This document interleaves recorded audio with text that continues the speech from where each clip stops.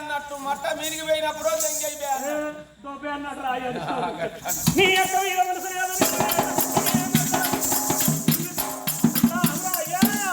అబ్బా నా పిల్లకి తొక్కర చెప్తే ఎగురకపోతే నీకున్నదే 20 గుంటల సూరారానా ఎగురు వెళ్ళి అమ్ముతావురా బాగా ఇవో రావణ 20 గుంటలు నాది 20 గుంటలు ఎగురు అంతా తిని పెడతారా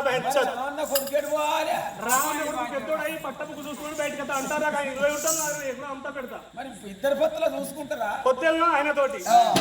నాతోటి